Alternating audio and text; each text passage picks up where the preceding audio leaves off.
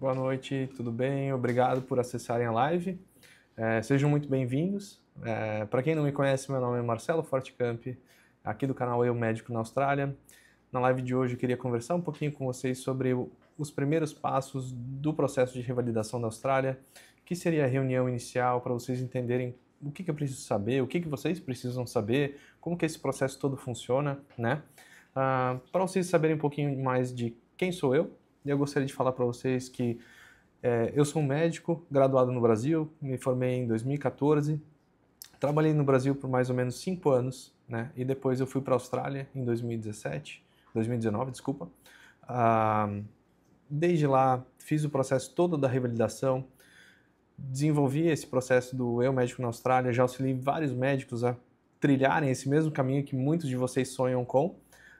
Hoje sou residente de clínica médica num dos maiores hospitais da Austrália e sou muito feliz de poder exercer minha carreira por lá. Então vamos lá, começando um pouquinho sobre qual é o tema inicial, né? Por que eu gosto tanto de conversar sobre o passo a passo dessa reunião inicial, né? A reunião inicial ela serve para vocês conhecerem o meu produto, né? Para vocês saberem quem vocês estão contratando, para vocês saberem o que esse processo todo envolve, todas as etapas envolvidas, desde parte de documentação, vocês vão entender quais os documentos são necessários, o quanto que isso vai custar para cada uma das etapas, vocês vão saber, né, o que precisa ser feito primeiro, né, que seria o ingresso de vocês nas plataformas do AMC e no Epic.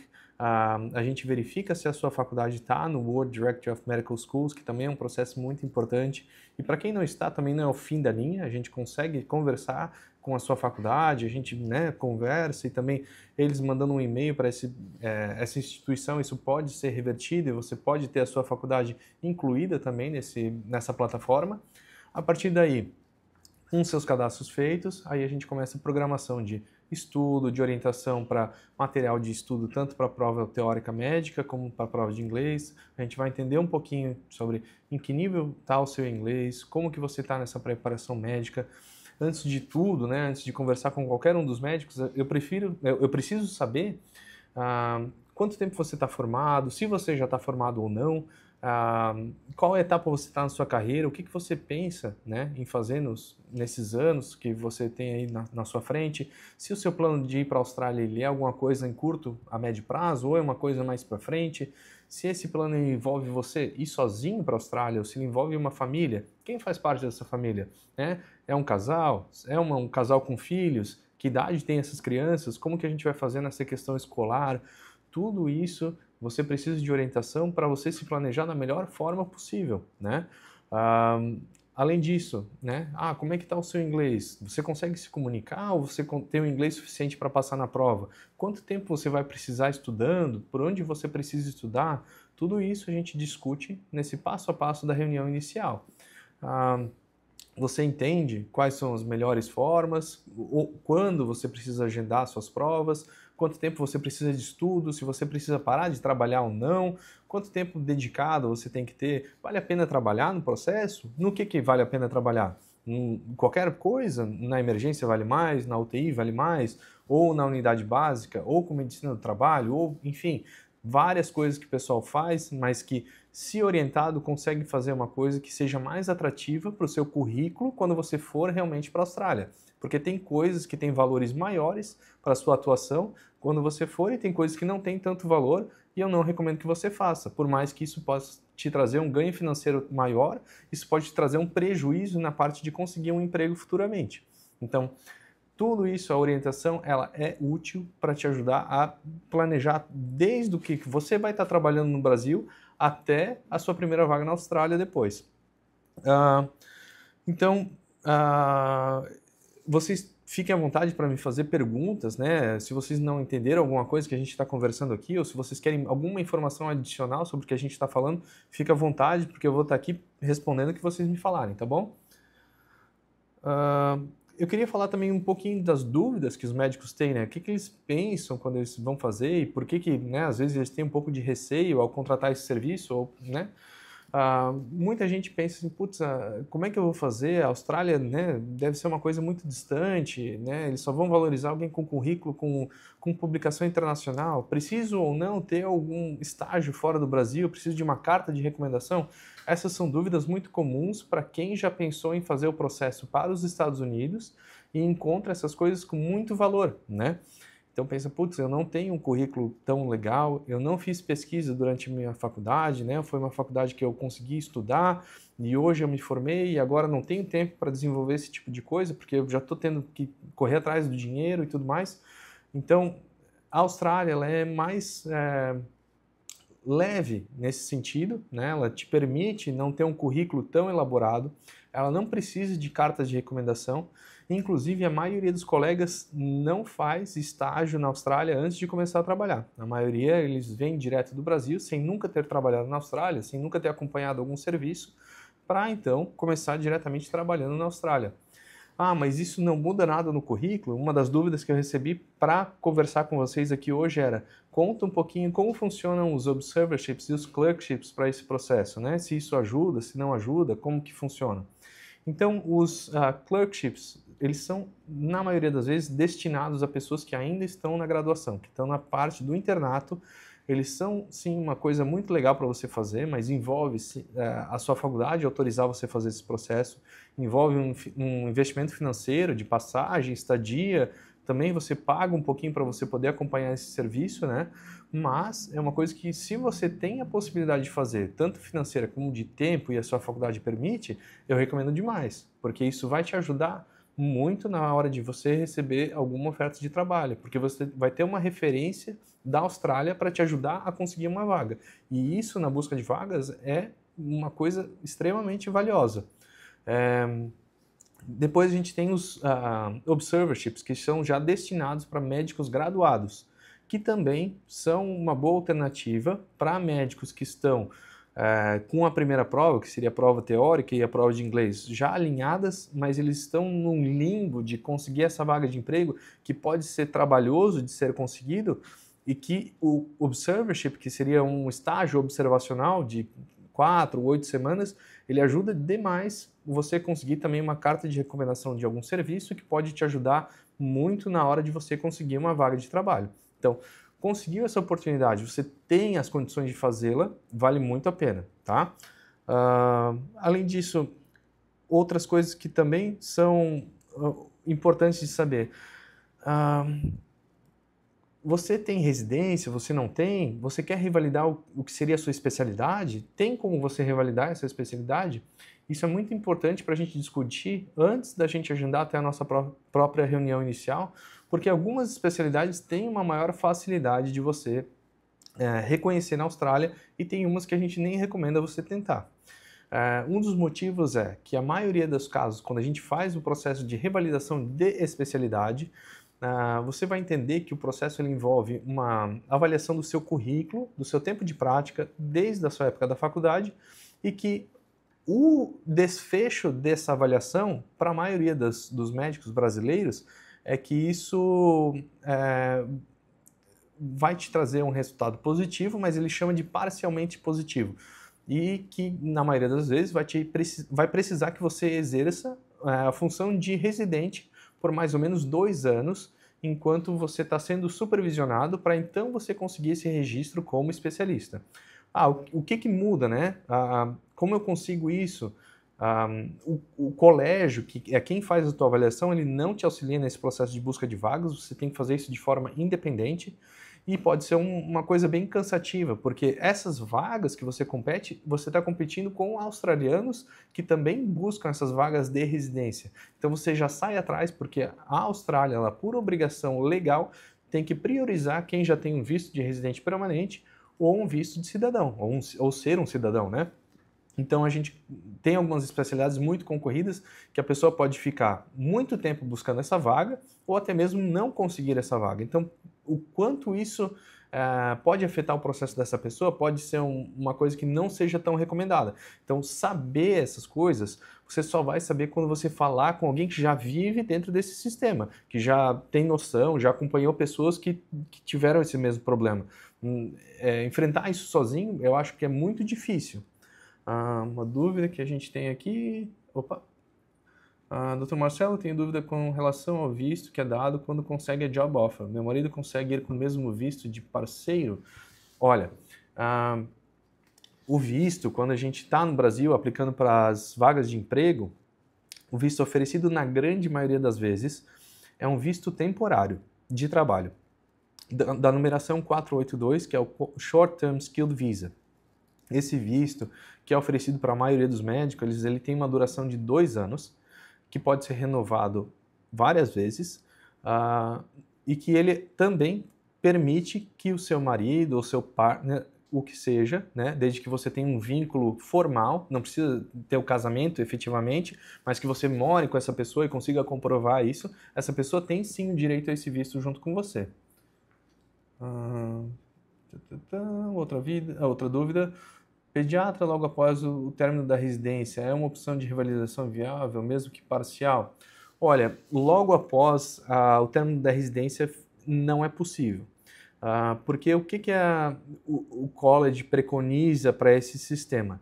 Que você tenha pelo menos 4 anos de treinamento feitos, ou seja, a pediatria vai te dar 3, então você não tem o suficiente, ou 5 anos somando treinamento e prática. Então você teria que fazer a pediatria mais 2 anos de prática. Então essa seria o mínimo para você conseguir fazer esse processo. É possível ir logo depois de terminar a faculdade? Qual é o grande obstáculo nesse momento? Certo. É possível sim, porque o que eles precisam? Você precisa ter pelo menos 2 anos de experiência, mas esse tempo de experiência você já tem no seu internato, né? Você já cumpriu esses 2 anos, mesmo que a maioria das vezes não remunerado, mas você já tem essa experiência profissional e essa experiência ela conta para o seu processo em si. Qual a grande dificuldade de quem está nessa etapa, né, sem ainda ter experienciado o trabalho, né? Eu diria que a falta de experiência é um ponto negativo, sim, no seu currículo para quando você estiver aplicando para vagas. Mas que existe o que a gente chama mais ou menos de sweet spot, que seria o tempo ideal para você estar trabalhando, que ele fica em torno de 2 a 5 anos, eu diria. Eles não querem alguém que esteja trabalhando há muito tempo, porque essa pessoa ela pode ter algum viés negativo desse trabalho e ela pode ter limitações em outras áreas que ela esteja focada num trabalho muito específico.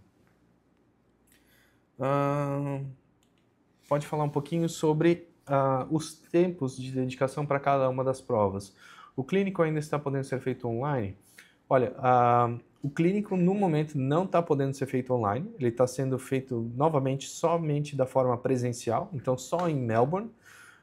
E o tempo de estudo ele é bem variável, principalmente para a prova de inglês. Então eu vou me limitar aqui aos comentários em relação à prova de inglês, porque a gente precisa muito saber se você já estudou inglês alguma vez na vida, ou se você já viajou, como que foi essa comunicação na viagem, se você sabe falar inglês médico, não sabe. É claro que para a parte da prova isso não vai ser tão importante, mas para a vivência eu acho que é muito válido.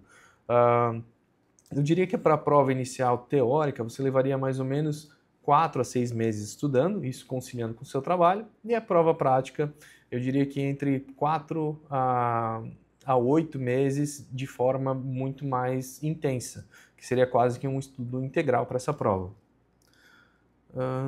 Vamos lá. Eu vou falar também um pouquinho na live aqui com vocês sobre as diferenças da residência médica no Brasil e na Austrália, né? Podendo também a gente estender um pouquinho para outros lugares do mundo. A residência na Austrália ela tem um processo a ser cumprido para a maioria das áreas de especialidade. Você vai precisar ter o que a gente chama de registro geral. Então, né, para você alcançar o registro geral, você tem um tempo mínimo de trabalho, mas cumprir as etapas das provas, que seja a prova teórica, a prova de inglês e uma das etapas práticas, ou o AMC Clinical ou o WBA, que é um programa que alguns hospitais podem fornecer. Dito isso, né, algumas especialidades vão te dar alguns pré-requisitos, como acompanhar o serviço por algum tempo, ter referências dessa área, ter acompanhado pelo menos algumas cirurgias dentro desse serviço. Então, isso pode variar bastante dentro das especialidades em si e também pela quantidade de concorrentes em relação ao número de vagas. Algumas especialidades você consegue, assim que você alcança o registro geral, você já consegue entrar. Eu diria que uma delas é a General Practice, que é o GP, Medicina de Família. Outra seria a clínica médica, A gente também tem um pouquinho mais, eu diria que tem que acompanhar pelo menos um tempo da emergência a emergência, a medicina intensiva, a psiquiatria, pedem que você acompanhe um pouquinho de tempo pelo menos o serviço. E o tempo de residência na Austrália ele é muito mais extenso, né? Eu não diria em questão de carga horária. A carga horária ela é muito mais limitada, você vai geralmente fazer 40 horas por semana e no Brasil essa carga horária a gente sabe que pode alcançar 70, 80 horas por semana facilmente em algumas especialidades e áreas, né? O tempo de residência ele fica em torno de 5 anos para a maior parte das especialidades e depois disso você ainda pode fazer um fellow e depois você começa a atuar como especialista. A entrada na residência ela se dá sem prova, né, na maioria das residências. Você aplica como se fosse aplicar para uma vaga de trabalho, né, com o seu currículo, com suas referências locais, com suas experiências profissionais. E durante a residência você faz provas, né? Às vezes mais de uma, pode ser prova prática e teórica, como na clínica médica a gente tem. Vamos lá. Gostaria de fazer residência, já sou formado há 1 ano e meio, realmente é um caminho super possível, mais ou menos o caminho que eu fiz, mas eu trabalhei um pouquinho mais de tempo no Brasil para fazer isso. Sabe dizer de viabilidade da oncologia clínica para a IMG pelo Standard. É mais ou menos o caminho que eu estou seguindo, né? Então eu fiz o Standard Pathway, terminei, consegui minha General Registration, depois trabalhei um pouco na emergência, porque é o que eu tinha feito no Brasil e eu queria ver se era o que eu queria fazer na Austrália mesmo. Não foi o que me atraiu realmente e aí eu optei por seguir na clínica médica, né? Fiz a clínica médica, estou hoje na residência de clínica médica no 2º ano, no momento afastado, e depois eu pensei em fazer gastro, mas a entrada de oncologia é mais ou menos o mesmo caminho, só que em vez de seguir para gastro, teria que fazer a onco, né? E o acesso da onco é um pouquinho mais fácil de fazer do que o da gastro, menos concorrido. Esse tempo a mais dos 3 anos de pediatria pode ser realizado na Austrália? Como GP, por exemplo? Não, ele tem que ser dentro da pediatria, se você quer revalidar a especialidade. Ele não pode ser em qualquer outra área, ele tem que ser dentro da sua área de treinamento. Anestesiologia com EDAIC, Diploma Europeu de Anestésio, tem alguma vantagem no processo ou tem que fazer R4? Tem que fazer R4. Trabalhei 3 anos em UBS e UPA, mas há 4 anos estou atuando só como otorrino. Esse tempo sem atuar como generalista atrapalha muito? Não, na realidade não atrapalha tanto, mas você atua como otorrino, você fez residência? Como que você atua dentro da área? Eu não entendi muito bem. Tenho 32 anos e 6 anos de formado. Isso tem um fator limitante na revalidação? De forma alguma. Um perfil excelente, visando só esses fatores. Qual a média de valor de investimento total, considerando as provas e processo de mudança? Esses dias eu botei um story falando mais ou menos sobre isso, e é uma das coisas que a gente conversa bastante na parte da nossa entrevista inicial, porque daí eu consigo entender mais como que é a sua dinâmica familiar, né? Se você vem sozinho ou não, se você vai morar com outras pessoas, ou se você vai pegar uma casa para você morar sozinha com a sua família. Tudo isso envolve, né, uma questão muito diferente. Inclusive, quero levar um pet. Isso é um planejamento muito maior, que envolve uma despesa financeira e um planejamento de tempo também muito maior. Mas digamos que, assim, para um perfil de uma pessoa fazendo o processo sozinho, inicialmente você gastaria em torno de 70 mil reais, né? Contando com esse custo de mudança, passagem e tudo mais. Vamos ver se tem mais alguma coisa. GP é uma especialidade, assim como a pediatria, portanto, em linhas gerais, atuar como GP não conta como tempo de... não, exatamente. Vou me formar com 36 anos e queria trabalhar com uns 2 anos para juntar dinheiro e me preparar para provas. Tem algum limite de idade para iniciar o processo? Em relação à parte médica, principalmente, não tem um limite de idade. Você pode fazer com qualquer idade o processo, eles não vão te... né, não tem preconceito nenhum em relação a isso. Agora, você tem que avaliar bem a questão do visto futuro. Não o primeiro visto. Esse primeiro visto que eu comentei, o visto de trabalho, ele não vai ser muito... não vai mudar nada em relação à sua idade, é claro. Mas futuramente, quando você for transicionar o seu visto para o visto de residente permanente, isso vai sim ser um ponto importante a ser tocado. Quando você passar dos 42, 43 anos ali, se torna um pouco mais difícil você conseguir o seu visto de residente permanente. Ele ainda é possível, mas ele tem algumas restrições bem específicas que a gente também pode conversar sobre.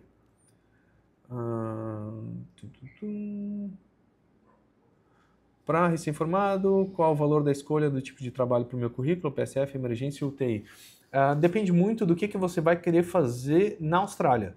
Se você quiser fazer o serviço hospitalar, eu diria que tanto a UTI quanto a emergência são boas opções. Agora, se você quiser fazer a parte de GP, a parte de PSF também vai ser de boa valia.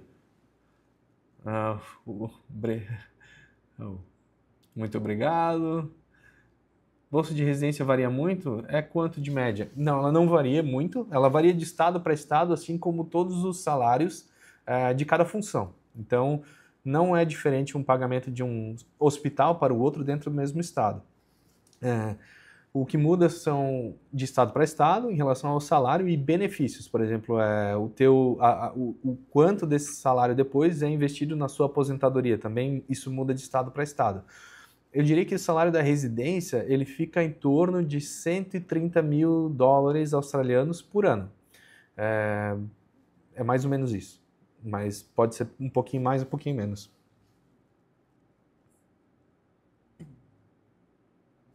Fiz residente de otorrino, mas eu quero revalidar no Standard Pathway.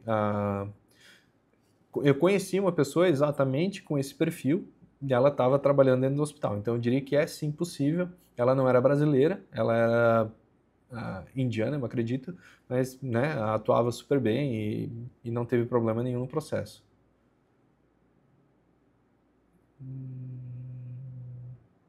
Já vi que está trabalhando em emergência e etc. ajuda no currículo, não sei se procede. Para as vagas iniciais eles dão mais valor, porque você trabalhando na emergência, você tem uma abrangência maior de perfil de pessoas que você está atendendo, além de você ter que fazer alguns procedimentos, então você tem habilidades que em alguns setores não vai ter, né? Então você é um médico com mais cartas na manga, que você né, tem mais funções. É claro que talvez você não seja bom em todas as áreas, eu acho que também não vai ser, mas né, pelo menos você consegue atender a maioria dos pacientes.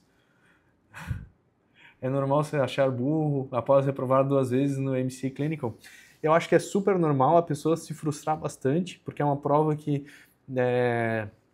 tem um viés grande né, da parte de avaliação, a gente não entende ainda muito bem como essa prova avalia os candidatos, né? Tem coisas, é claro que a gente consegue absorver e a gente passa isso. Eu dei muito tempo aula para essa prova, então eu passo isso para o pessoal que fez aula comigo, mas tem algumas estações, algumas coisas específicas que fogem um pouco do nosso conceito. Inclusive, eu vou participar de um workshop do próprio EMC falando sobre como eles avaliam os candidatos. Então, acho que eu vou trazer mais informações legais sobre isso daqui para frente. Teria alguma diferença para a revalidação estando sponsor do meu parceiro? Tem diferença sim.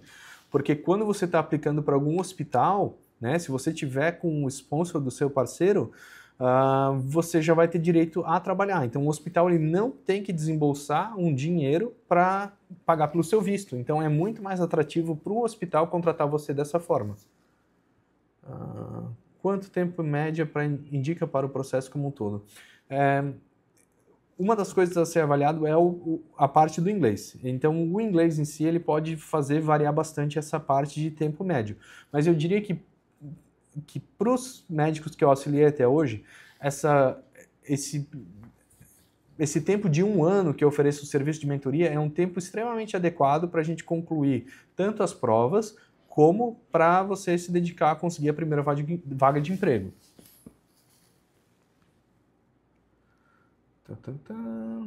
Sou anestesista, 4 anos formado, título em dor e anestesia, fellow 1.400 horas, estudei em Adelaide em 2014.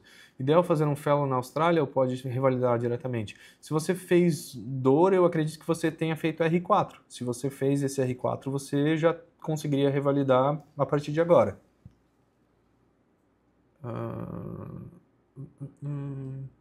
Quais seriam as melhores opções de job offer para se inscrever sendo anestesista no Brasil?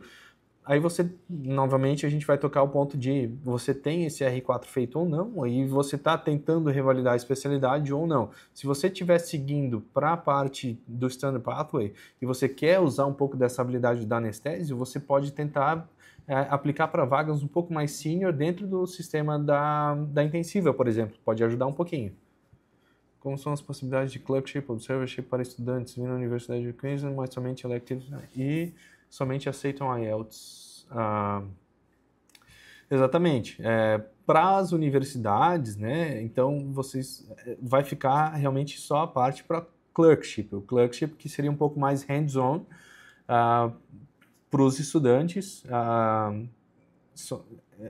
Você faria o elective, você pode pagar para você ser avaliado ali, eles vão te cobrar uma outra taxa caso essa aplicação seja com sucesso, e eles têm realmente uma avaliação do inglês maior, geralmente, do que a própria parte de revalidação médica, por assim dizer. Então, é preciso, na maioria das vezes, ter um bom inglês para você fazer essa aplicação do clerkship. Indica fazer algum curso de inglês durante a preparação? O seu inglês, ele é suficiente para você se comunicar bem? Você consegue conversar durante uma viagem? Você assiste filmes sem legenda? Você já tem toda essa base para você somente desenvolver o inglês médico? Aí a gente indica um curso de inglês médico. Se você não tem essa base, eu acho que os cursos básicos para você treinar conversação, melhorar um pouco do seu listening, até mesmo o writing, isso daí vai ser mais indicado.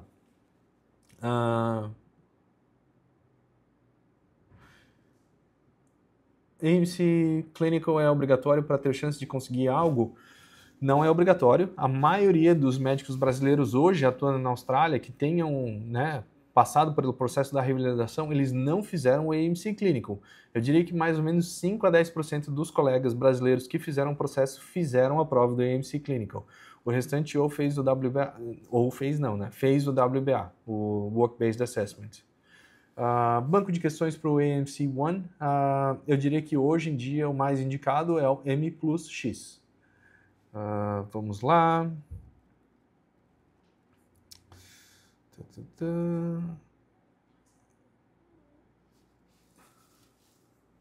Posso adquirir experiência trabalhando já na Austrália? Consigo permissão para trabalhar antes da revalidação?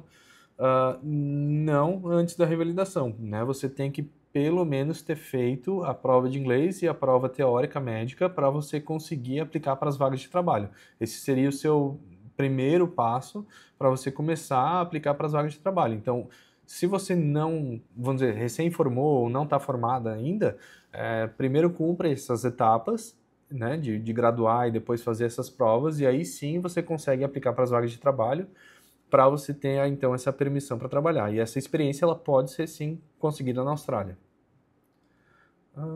Tenho residência de psiquiatria há 1 ano, mas já trabalho como coordenador de hospital psiquiátrico desde meu R2.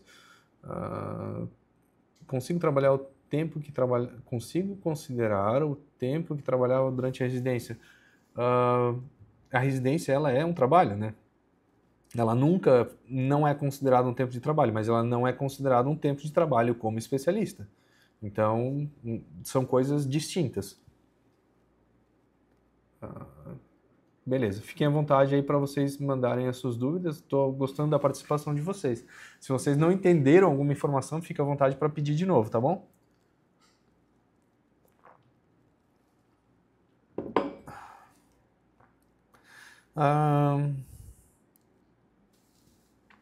Contar um pouquinho sobre também o que acontece, né, em relação à parte do inglês, principalmente, né, como que o pessoal que eu converso, que eu já fiz o processo de mentoria, o que eles encontram como dificuldade quando eles estão nessa parte de começar a trabalhar.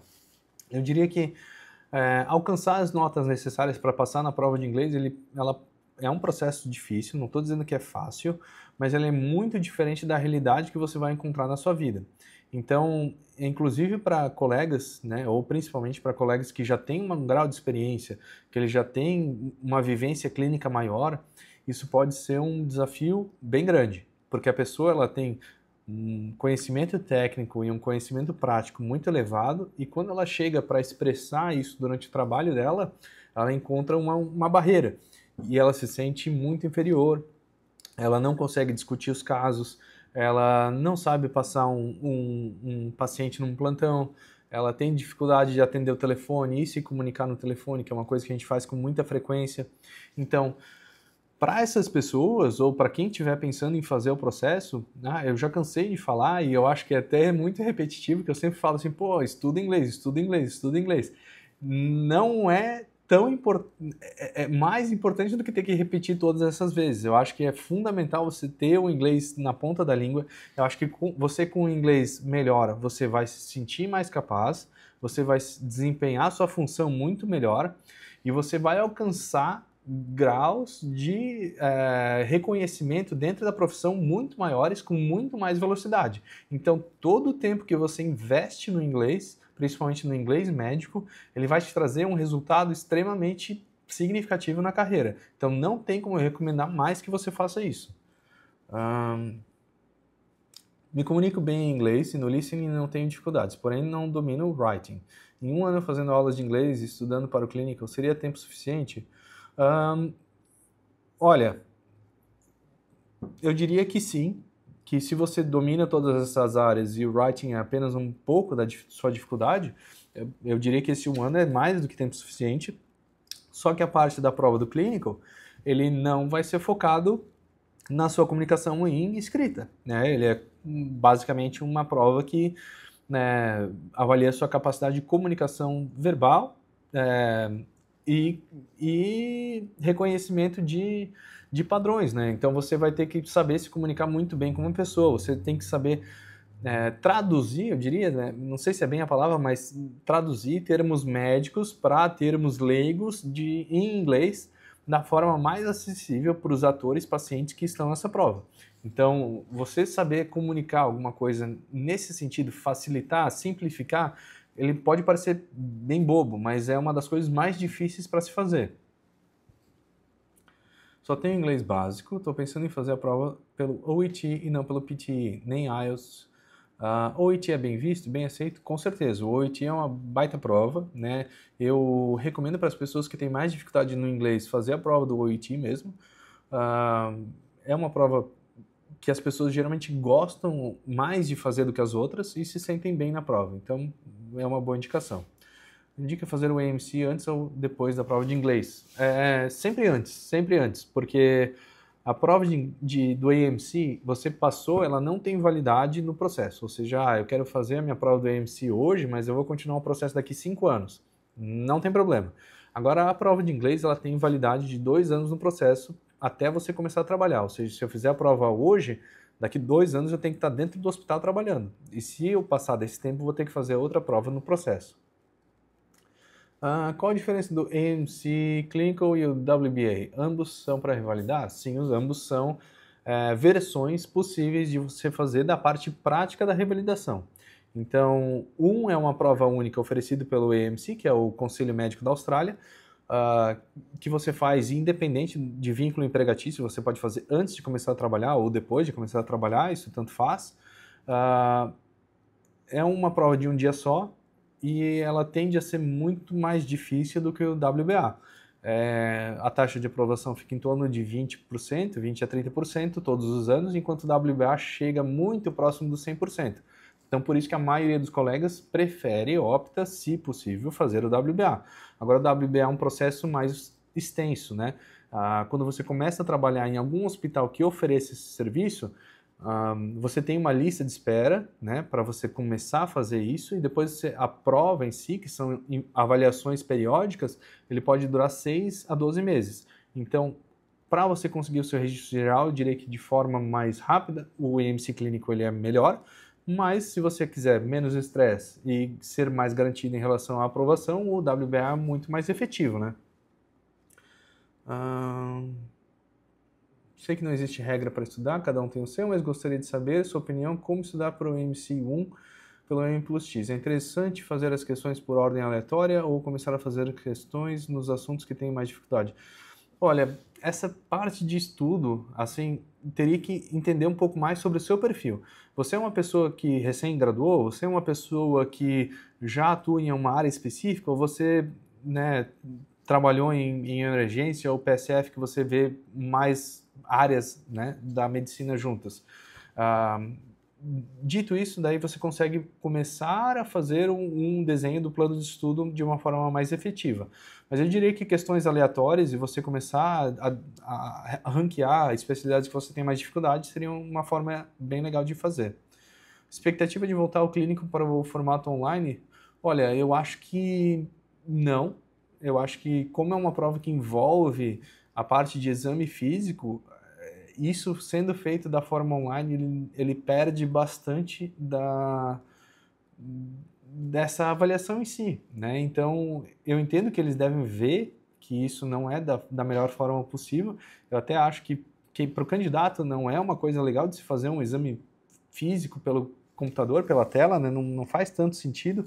E você já é uma prova que você se distancia do paciente porque é um ator, que você está ali, né, fazendo uma prova com um tempo determinado. Então, você não tem, você se força, vamos dizer, a ter empatia por aquele ator que está na sua frente. Mas é uma coisa tão artificial que quando ela vai para o computador se torna tão mais distante do que isso. Então, eu acho que eles veem que isso não é uma forma tão legal de fazer a prova. Talvez eles aumentem a quantidade de centros de avaliação. Isso eu acho que é possível eles fazerem. Consigo emprego só após o clinical? Não, isso não é verdade. Como eu falei, a maioria dos médicos que estão hoje trabalhando na Austrália e que já fizeram todo o processo ou que ainda estão fazendo o processo, fizeram o WBA e não fizeram o clinical antes de trabalhar.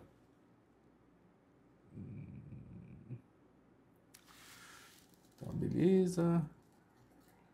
Então, vou contar um pouquinho das histórias, né, do pessoal que já fez esse processo, que já revalidou, que já, né, tanto a especialidade como o processo de generalista.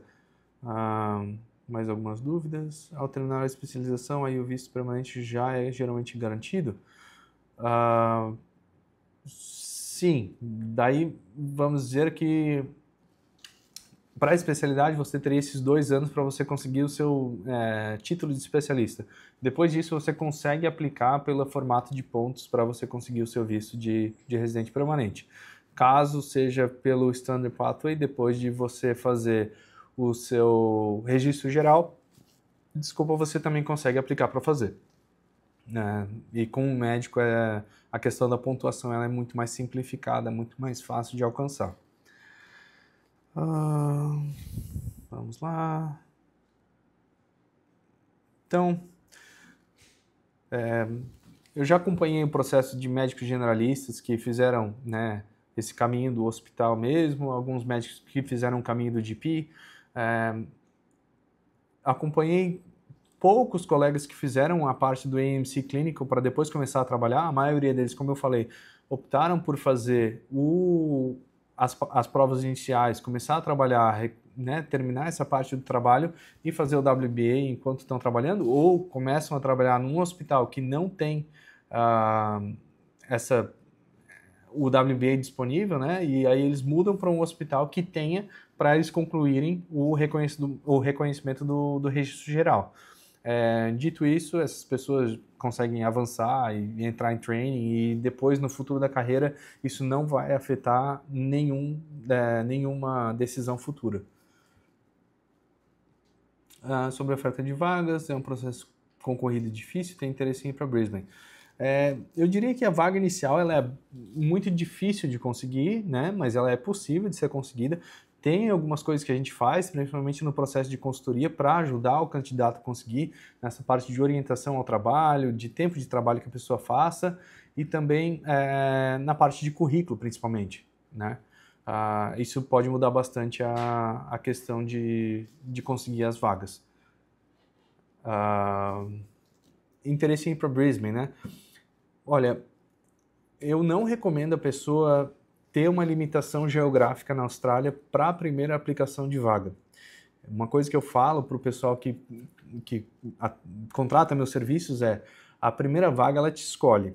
Depois da primeira vaga, você escolhe a vaga. Então, depois de você, né, já ter algum processo feito, ter trabalhado por um pouquinho, aí sim você consegue escolher onde você quer morar, quero morar na praia, quero morar na montanha, quero morar no outro lado da Austrália, aí sim você tem uma facilidade muito maior de você conseguir se mover.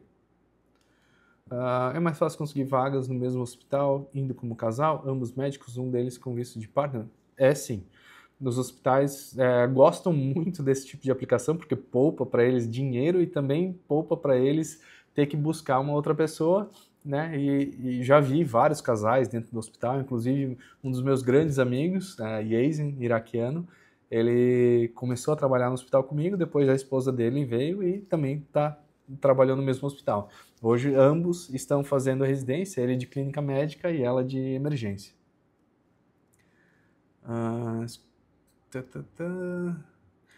Beleza. Olha, eu estou muito perto de terminar a live de hoje aqui, então vou falar um pouquinho mais sobre o processo de mentoria. Eu queria agradecer demais por quem mandou as perguntas, né, por quem interagiu, porque é muito mais dinâmico para mim, é muito mais fácil conversar assim com vocês do que eu tentar pensar num conteúdo pronto na minha cabeça. A coisa flui muito mais legal. Eu queria dizer que eu sou muito feliz de poder ajudar as pessoas a seguirem esse caminho. Me traz muita alegria quando a gente consegue fazer a pessoa, né, se organizar bem, ela alcançar a primeira vaga e chegar a morar na Austrália, né? Então, inclusive, ontem, a colega que fez o caminho do Specialist Pathway pela Pneuma, ela teve oferta de outra entrevista, ela fez a outra entrevista e teve uma experiência muito positiva, né? A gente fez uma preparação de entrevista antes dessa entrevista formal e ela se sentiu muito melhor, se sentiu à vontade, se comunicou bem.